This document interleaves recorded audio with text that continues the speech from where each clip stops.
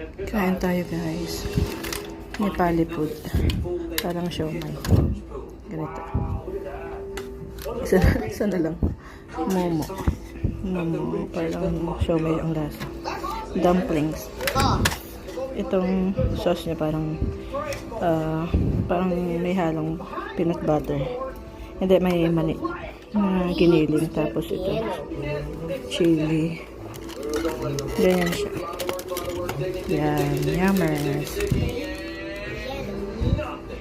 Dumplings.